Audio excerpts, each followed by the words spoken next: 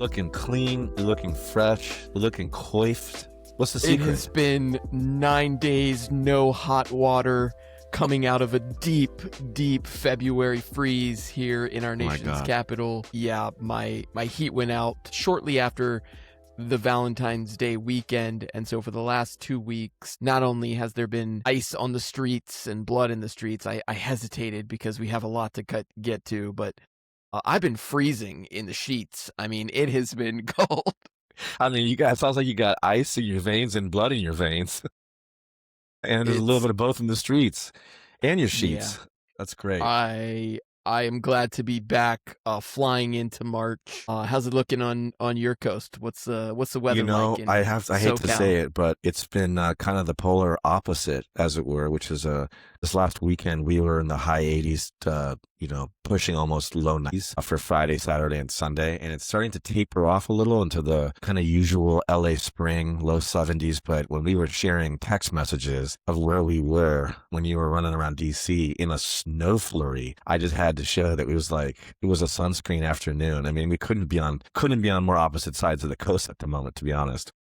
Yeah, I spent my Tuesday up on Capitol Hill for the Government Blockchain Association's session in the Capitol building on the use of blockchain for reducing fraud and waste in the federal government. About 400 plus people registered. The crazy thing is, of all the activity happening on Tuesday, you had the Milken Institute activity going down. You had Brian Armstrong getting his own one-on-one, apparently, invitation to the White House to sit down with Trump. You had Trump dropping the tweet, maybe of the decade, talking about we must pass the Clarity Act. And who hits the airwaves this morning?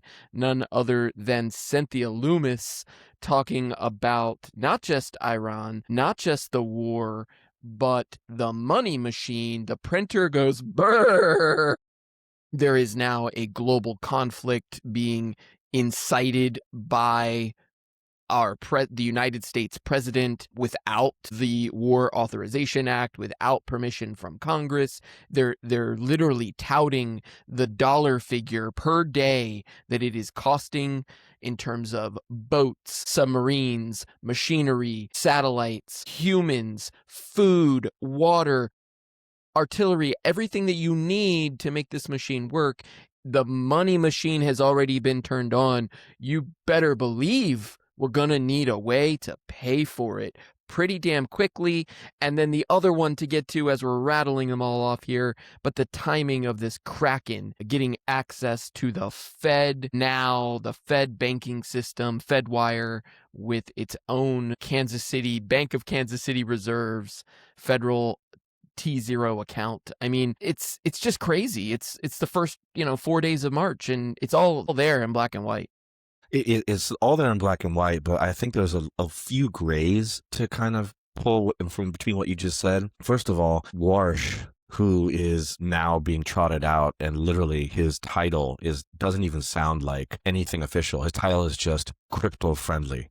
Like when you hear his name, Warsh, his title is crypto friendly, but not to be outdone. And I think there's really we talk about different departments having to be in lockstep in order to accomplish certain things, which means they have to kind of all move forward together. Why was the Clarity Act being stablecoins and the legislation around that being the reason, which we all know is probably a reason, but not the reason? You have the SEC chair, you have Paul Atkins, who needs to be in lockstep with Warsh, who's going to be the new Fed Reserve chair.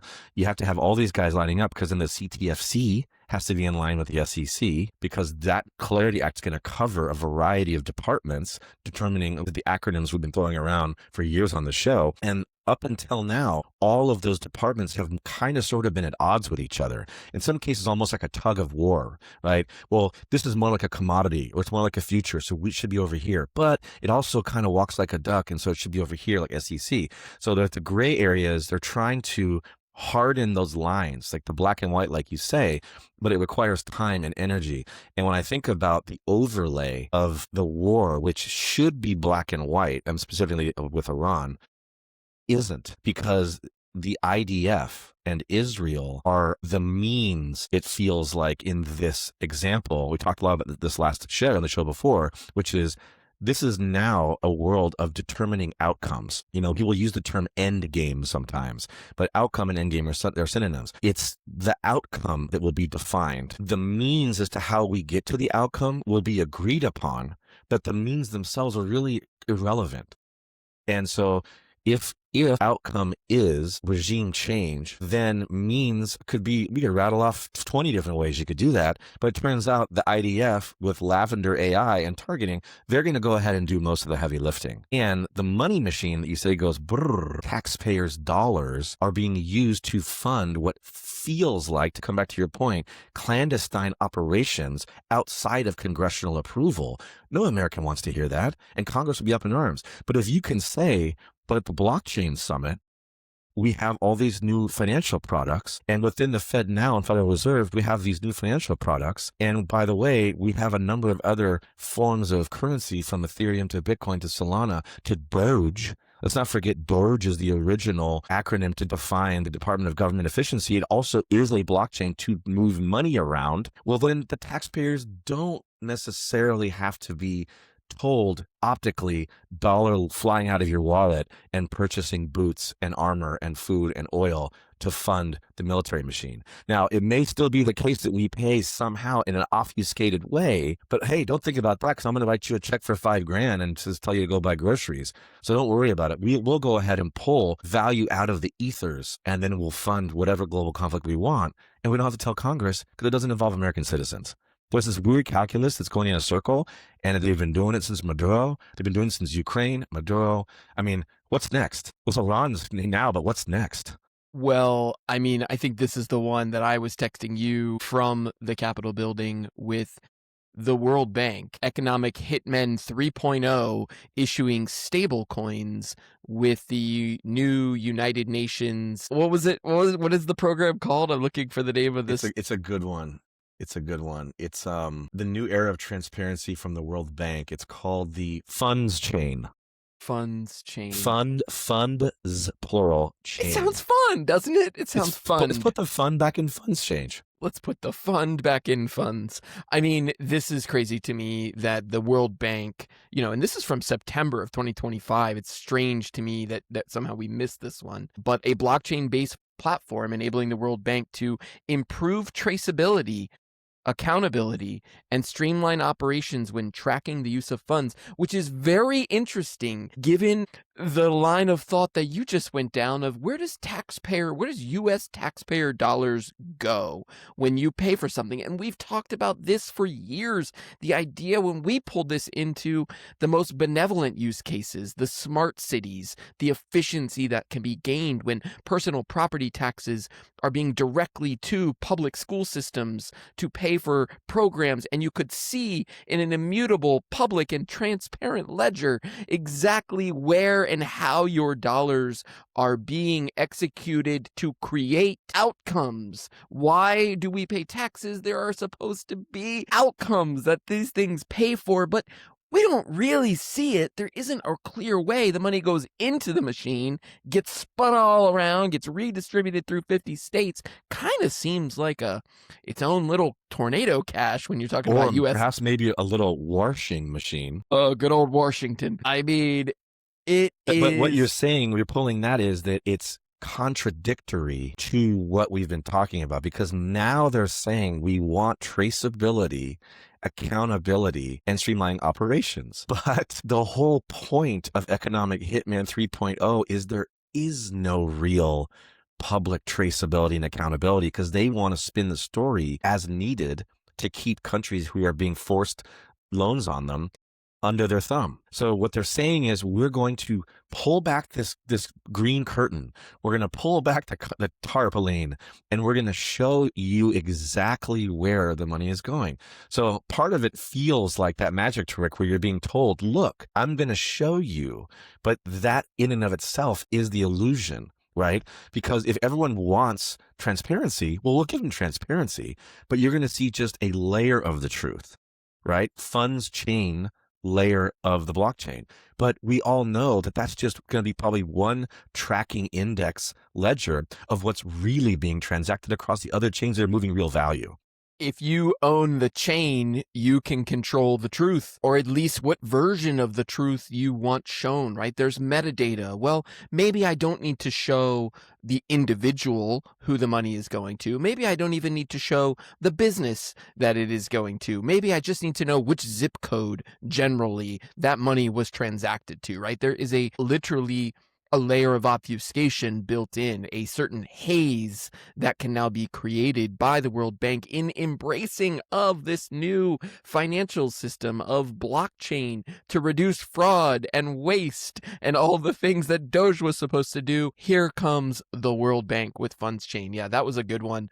Well, and also just real quick on that one last point, because they cite their use cases, right? They're not just saying this is funds chain, and by the way, it's brand new. They're saying, oh, this has been implemented.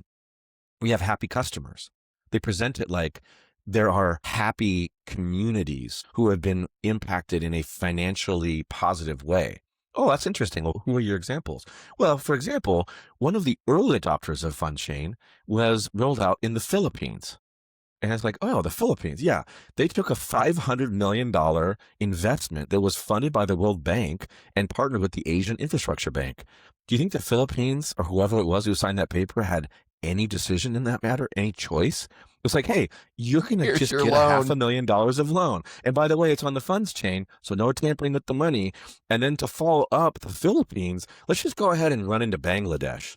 Let's go ahead and give the Bangladesh Resilience, Entrepreneurship, and Livelihood Improvement Project a fat loan. Well, how much do they need? Probably $100 million more than the Philippines. Let's give them $600 million.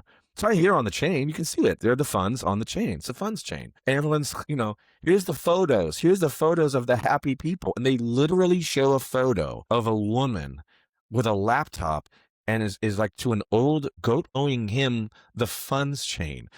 And it looks like it was shot in Burbank, California on a studio set. Like this lady's running around a rural video with an IBM ThinkPad, a rural town, and it's just like, hey man, this is where your funds are and on the chain. Like, come on, this is 3.0 economic.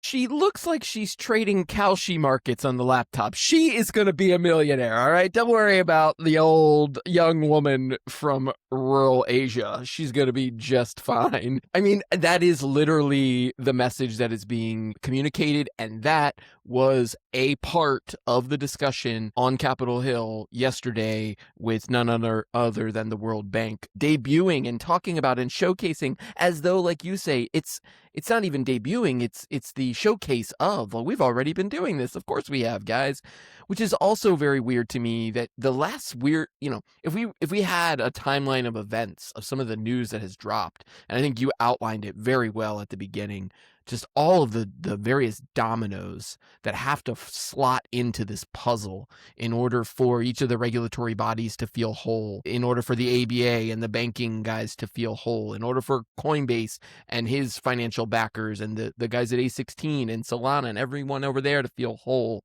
And now Kraken, and you've got, digital asset managers wanting to work with the Fed Bank. They've all of these things have to fall into place.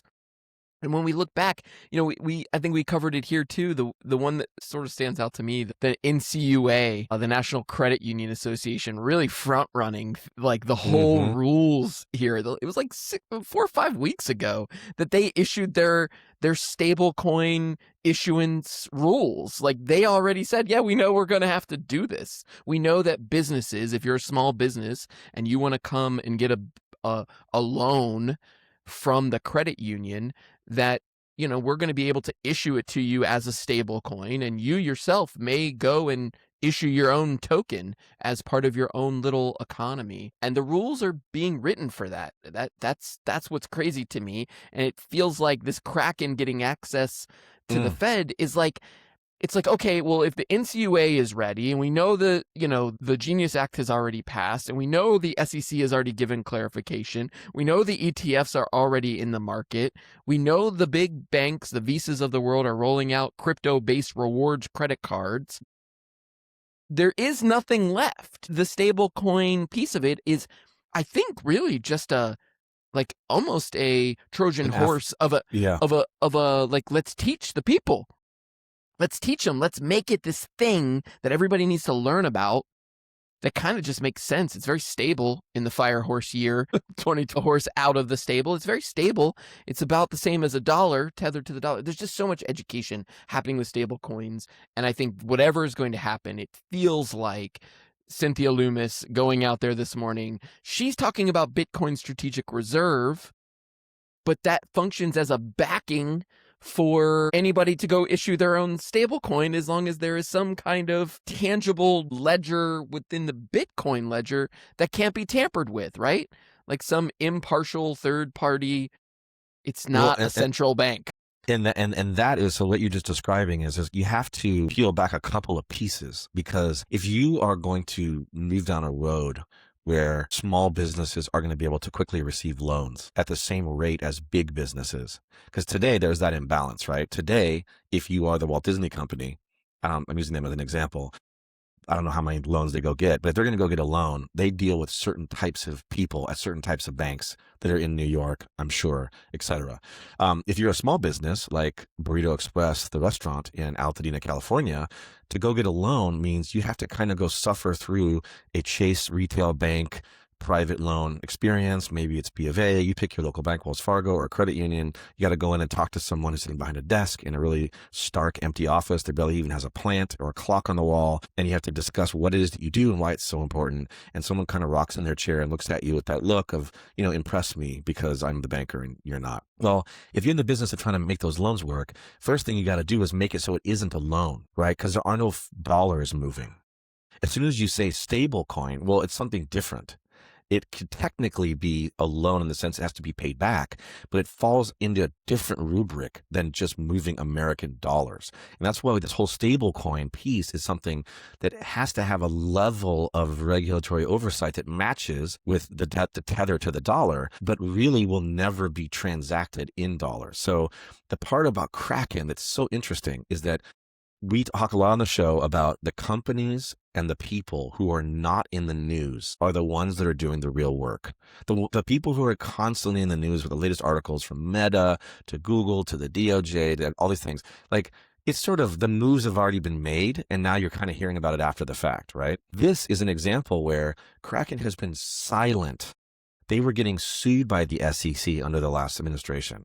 They have clearly aligned themselves close enough with the United States government, which to me signals they're abandoning international and global expansion. They're unlike Coinbase, who's trying to go into Brazil and go into Hong Kong. They're unlike the other security, what's it called? I'm trying to think of the other major exchanges who are trying to do global stuff. The currencies that are out there like, ADA, they're trying to create these international cross-border transaction platforms. Kraken clearly is saying, we're an American company. It's time for you to summon the Kraken, and all 8 tentacles are going to come up, and we're just going to start pulling boats down out of the water, and we're going to just get all that pirate treasure, and we're going to stick it in to either the Federal Reserve or the Digital Reserve. So the two things I think are they're so important that they're so tied together. This announcement had to precede the Clarity Act, because if the Clarity Act is talking about all of these new quote unquote rails, transaction rails, and stablecoin legislation, well, then you have to have an answer when someone asks the question, well, how does the Federal Reserve move money in and out of it in this new world if we're not driving dump trucks full of cash and gold? The answer is in the Kraken. It's a very interesting and strange play. I haven't dug deep enough into who's on the board of advisors of Kraken and how they're tied to the government, but I would bet you dollars to donuts that there's some people either in the C-suite or on the board who have moved from government agencies and taken jobs, as we've seen before with Coinbase, with Meta, with all these guys. A government official swapping seats with traditional tech Illuminati marketer types and vice versa. This feels like it's been an inside job for years, and that's why we've heard nothing about it. Right. Go quiet, go dark, work in the shadows, and we'll get you the Fed access. We'll do it within the rules in such a way that nobody sees it coming in the dark of night here on Wednesday, the 3rd, just as one of the biggest global conflicts is taking place, just as this entire conversation around stablecoins, market structure, clarity, it just feels like the timing is ripe. And the other one that is, I mentioned the Milken Institute. This was the other event happening in DC, and when you talked about sort of this instant settlement layer, this is SEC Chairman Paul Atkins saying, quote, "We're on the cusp of T0, immediate on-chain clearance and settlement." T0. Yeah, I mean, these are when you talk about levels of banks. In my very, very, very first job, I was a bank teller. I've probably talked about that at Yeah.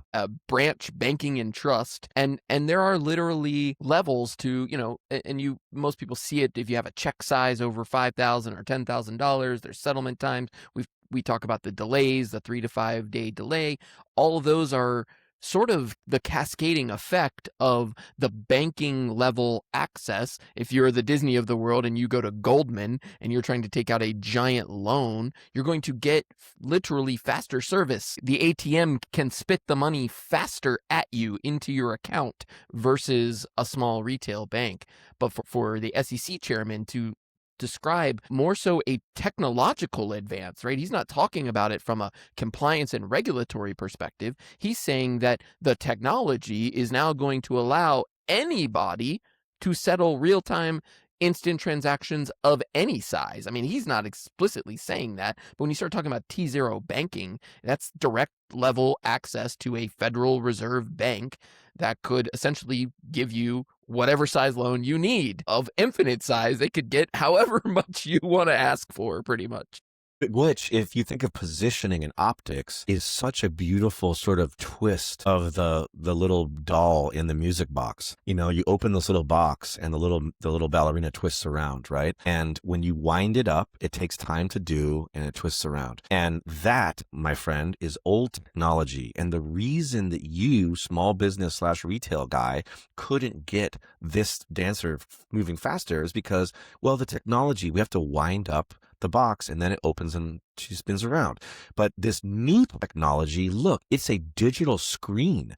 There's a picture of the ballerina and she instantly starts dancing. You see, the technology has always held us back from getting you the T-0, which of course we know isn't true. It was never the technology that was limiting it. It was the business rules that someone put in. But to spin it in a way to say, oh, wait a second, guys, we've been on your side the whole time. We've been trying to get you your money faster, like the big business of the world. But the good news is that here in the second half of this decade, the technology is finally here. And we can all applaud our technologists who are partnering with the government because now we're able to give you this access. And even still, it's just throwing around words like T-0 and all these things that are still kind of weird word soupy terms, right? Most normal people don't even know what T-0 even means, but they're couching it like the tech is what is saving us. And gosh, isn't that a nice story when you're at the rotunda getting inaugurated and you look down the right side of the chairs and guess who's there? Everybody in tech. You all thank them. They gave you your money. By the way, there's a check for $5,000 coming and T-0 is already in your bank. And everyone goes, Well said, hey, well said. Hey, we love it. I mean, I also start to think about this seems completely unrelated, but just all the rules and regulations that happened over the past 2 to 5 years around the pay now or buy now, pay later, the Klarnas of the world, and this sort of instant settlement of I just need the money now, and then somebody else passes the buck, and then somebody else passes the buck, and all that's going to go away. You should be able to stake your digital assets and take a loan instantly without having to physically walk into that branch to have funds put into your digital wallet immediately. There is zero barrier for this now. I think it is truly an education to everyday Americans that there is a better and more upgraded system that is now available. It was likely it's been available for quite some time. But it's been difficult, right? The UI of getting into Bitcoin or getting into crypto has not been as easy as Coinbase and Kraken, and these exchanges are going to make it and continue to make it. I'm just feeling, I think, very bullish at what feels like a dark moment as this war is just in its very beginning. We talk about outcomes. I mentioned Cynthia Lummis earlier. She called this war the beginning of the end. Or the end of the beginning. I don't remember. I think the beginning of the end, meaning to me that there is definitely, Web3. We're entering this new chapter, and I don't mean to just couch it in Web3, but a new financial infrastructure, new financial rails, a new economy based on artificial intelligence. The idea that AGI is likely here. If we're seeing these agents that you can go put to work for you, that can work 24/7 autonomously. I And just feel like simultaneously, to kind of, just piggyback off that, what we're also seeing is this new era, which is historically there has always been a causality to conflict. And that's a gross, generalization.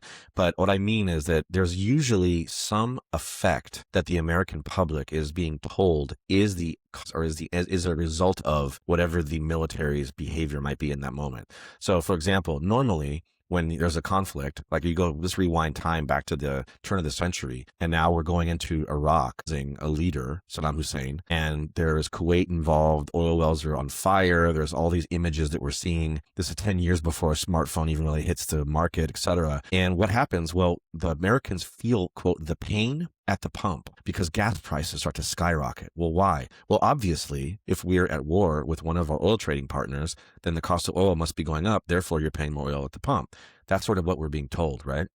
Well, fast forward 25 years, quarter century later, because of these new, in lockstep, financial services, rails, call it what you will, you can go into Venezuela.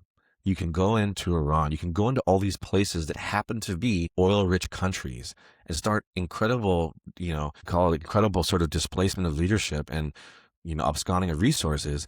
And yet, because of blockchain and these new mechanisms, new derivative products, the price of oil and gas doesn't really seem to go up at the commensurate rate that you would normally expect. In fact, the economy starts to even boom at times of crisis in certain areas, which typically hasn't been the historical norm. Part of making it okay with the American public of just doing stuff without congressional approval is making it so that Americans don't feel like they're being pinched with tax dollars and with money to fund a war. So it's a very delicate and weird, clever dance, but it's something that is a new era that blockchain and a way to establish value outside of a traditional American money printing machine is a way to offset the ensues around, quote, wartime activities. It's a really fascinating study, and it will be, I'm sure, for decades. This turning point. People consider Bitcoin a flight to safety in a moment like this, where it isn't governed by any one country.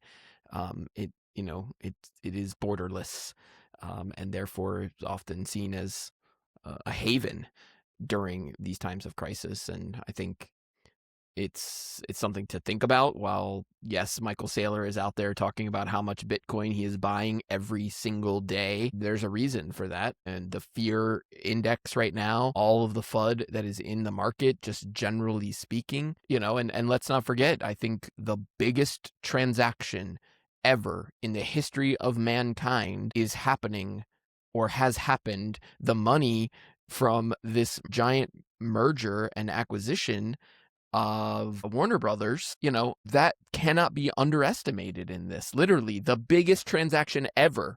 Do you think it's going to take them 7 to 10 days to clear that check? I don't think so, Yeah, it's probably already cleared. The money's probably already moved. But that's also part of this, to get back just to the overarching theme here, to the normal American and to most people across the globe, Bitcoin is just synonymous with blockchain, is synonymous with cryptocurrency, is synonymous with funds chain, Solana, Ethereum. To the world, it's all the same. Now, you and I and our listeners know Bitcoin is unique. It's an algorithm, it's technology, it's stateless. Every other blockchain is owned and operated by humans. But if no one really gets that, then you could see how this immutable, borderless money moniker can be applied to a whole bunch of other things that aren't actually borderless. Like when Funds Chain dropped $600 million in Bangladesh, that's from our border to their border. It wasn't in Bitcoin. It was on Funds Chain. And when you go talk about bullets and bombs being sold from China to Russia, well, that was done in Ethereum, right? It was an immutable cross-border transaction. But it's like, it's a guy named Vitalik who lives in Canada who authorized that transaction. Like, people are forgetting that there are real humans behind all these chains, and that this halo effect of Bitcoin is being like, oh, it's on the ledger and it's open source and it's immutable and it's can't be obfuscated and it's private and everything. Everyone is confusing the nuance of it, which will go on probably forever because it's in everyone who's in power's best interest to keep it confusing. And that's all it has to be. I mean, as long as you open Venmo, the next time you're going to send somebody $10 for pizza, and one day you're going to see a little asterisk that just appears somewhere on the page, and it has like one of those little modals to close saying, I understand, or don't show me again. It's going to say, the value of your transaction will be displayed in American dollars. However, the transaction itself will be moved on this blockchain and then will appear in whoever you pays phone as the value in American dollars. But it'll just be a little side note. This is not real money. And that's how that they're just going to the wave of blockchain transactions will come over everyone, and no one will know the difference because they're still going to see dollar signs in front of every number. My mind sort of exploding in terms of money's not real. It never has been. It's something that we all created. An illusion, right? As long as we believe it's real, it's real. And where does Bitcoin fit into this as, internet money, in that, yes, nobody owns it. There is no centralized CEO to go after. It is a truly decentralized technology in the greatest sense of the word. And I think, yes, there's a lot of education that's going to need to happen in the meantime.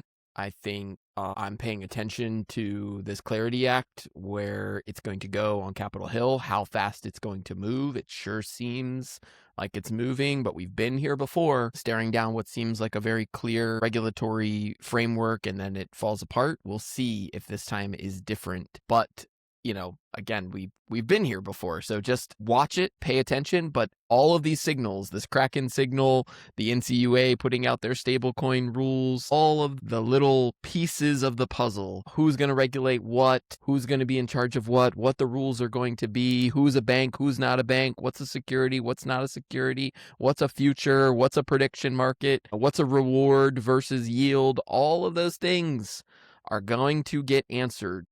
And there is no doubt that we are going to start to see this crossover and intersection of blockchain-based payments. You're starting to see some rumors pop up. I haven't spent a ton of time on X, but Elon likely about to drop, a new payments mechanism. The original thesis of PayPal coming to the X platform, where you will be able to tweet money, and our original view of the metaverse, and walking down that hallway and walking into any of those rooms and paying and transacting and buying and selling in the global marketplace with whatever coin it is, right? You could load it up in one coin and walk in any other door, and your AI agent riding shotgun down that metaverse with you is going to be able to take care of any foreign transaction fees, because it is an agent, maybe a financial agent, to go and create the banking transaction for you so that you don't need to pay attention to it. And actually, one of the talks at this GBA event, the lady was from Canada, and she was talking about how when she first got her very first job, it was a US-based company, but she was based in Canada, and she was told that she had to get paid in US dollars. And she was like, great, sounds great, put the US dollars in my account, whatever. Well, when it came time to pay her bills, she wasn't able to pay her bills in US dollars. She had to convert them to Canadian dollars inside of her bank account. She was like, I never saw the money. She was like, literally inside of an account, I had to move, there's a transaction rate. I had to move it from this amount to this amount. It got to be such a headache. She figured out that her Amex had no foreign transaction fees. So just started paying all of her bills on the credit card and then paying them off with her US paycheck. And it's like, yeah, they just solved the problem. Amex just took care of the exchange. They didn't, you as the user, the transaction faded into the background. You didn't need to change that money. And it's a very rudimentary example, but I think it does. It just shows it's been going on for years. Right. And as you talk about walking down that hallway, the Twitterverse and you pop into a door and there's a tweet that you like and it's tokenized, and you're going to be able to tip the original author of that post, and your agent will go in and actually transact money based on the value of some of these posts, right? Because not every post on X is of equal value. Some are more important than others, and there might be some compensation that comes from that. One last point, I think, before we wrap here on prediction markets, since you mentioned it, is, that we talk about the tail wagging the dog a lot, but this is another example of the head wagging the dog. And if you watch Polymarket and you watch Kalshi, in the day leading up to the attacks in Iran, within probably 12 to 8 hours before they actually happened, there were bets on the market that it was going to happen within 12 to 24 hours. And there was a lot of money behind it. So if you look at that, we talk about with enough money, enough insider information, can you predict the future? Or is the future already defined? It's just a question of when do you get a peek into that oracle, going back to the Matrix analogy in the hallway of doors and keys. Sometimes you got to go see the oracle and say, well, what's likely? Well, $1 million just moved in from 6 accounts in the last 12 hours that says that we're probably going to be attacking this country. And what happened? We attacked the country and 6 wallets got paid out $1 million. We saw this with Maduro. It was about 300,000 or 400,000 in terms of capturing him on before a certain date and time. To me, these signal just tests. These are the test flares. Can I 300,000 off of military intel while on a helicopter flying out of Venezuela with somebody on the helicopter already? Can I make $1 million by knowing that I see the guy in the room who's talking about calling Israel IDF and hitting the button to start bombing or whatever? The answer is yes. And the question now is, well, what's that outcome? Where's that outcome leading? Spoiler alert, the outcome is the people in control, because as long as you have the ability with a, quote, regulated market of protective investments in the future, and you're in the business of directing future activities, then someone who's sitting somewhere next to you or nearby who hears you say you're going to do something can stand and make a lot of money. And this is the Wild West. This is the beginning of the end that Lummis was talking about, in that the amount of wealth that will be generated between now and the end of 2028, let's leave Paramount acquiring Netflix aside. Was the biggest one. Remember, there was the biggest oligarch in California buying a house in Los Gatos for $124 million decades ago. Now we have the biggest corporate acquisition. How about the biggest payout when someone predicts when we go into, I don't know, Brazil and just abduct Bolsonaro?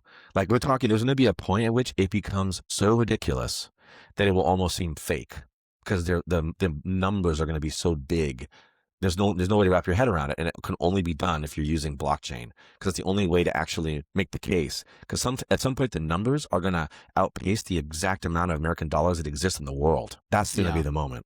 When you can bet on everything, for sure. And I think when you've got a really sophisticated AI that can aggregate all of the data across each and every U.S. citizen and be pointed at any particular decision to be made, and with a pretty high degree of accuracy come up with what that future outcome is going to be, and you're the one in charge of making the final decision, even with the AI in the loop and the human in the loop, the two combined are going to make the money machine go burr. I did see there was, I think TMZ was covering, somebody overheard at a local DC pub several, White House staffers out for a beer talking about the attacks hours before. And I sort of chuckled to myself in that I think if you're what's the guy's name? Howard? I forget the guy, the Harvey, the guy running that, he's not going to come on TMZ and start describing Kalshi and Polymarkets to his audience. It doesn't make sense. But when I heard that, it was like, oh, at least there is a narrative making its way through to the American people that, the concept of loose lips sink ships, you cannot have that kind of intel leaking. In the past, it was because you were fearful that it was going to get into the enemy's hands. Now it's fearful that the people making the decision are going to be profiteering from it. And that Piracy, is high seas piracy, or loose lips sinking ships, is actually a profitable outcome. We are riding the open sea with Kraken and their tentacles all over the ship. We are all over it. Keep your eyes here on DC. I just feel like the next couple of weeks are going to bring us that clarity. I'm hopeful. Next week, I am headed to Austin for the South by Southwest Festival.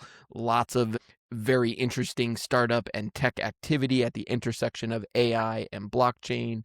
I was very surprised last year. This will be my third or fourth year in a row, but last year, just the sheer volume of policy-oriented conversations that I was able to have in a tech-focused festival. It was very interesting to see just how many people from DC, are now in Texas and thinking about the financial markets. I'll keep my eyes on the Texas Stock Exchange, whether or not they're going to be trafficking those futures and those perpetuals inside of the Texas Stock Exchange, the 24/7 trading, all of that. It's going to be our new reality if it's not already. And I don't know, in terms of the trajectory here, I was still waiting for one more low. When we talked in early February and we saw the bottom out at 60, I was very confident we were going to get one more bottom. I've still got a limit buy in, I think, at maybe right at 58.7 or 58.9, something like I that. like 58.8. That sounds like a good number. And I'm like, we got a nice rally going on. I would not be surprised, sort of hopeful. Weirdly, we get one more dip before we have to pack our bags for Well, summer. a lot has to happen before spring break. And if stars align, if everyone goes off to spring break to enjoy, people in the government, people at home, hopefully we'll be able to record once. Maybe we can record while you're in Austin and kind of do a boots on the ground, if you will. Sorry for that analogy. A man on the spot version of the show. But I'm looking forward to hearing more about that big time. All right, sir. We will do it again, if not next week, the week after. Take care. Peace. Bye-bye.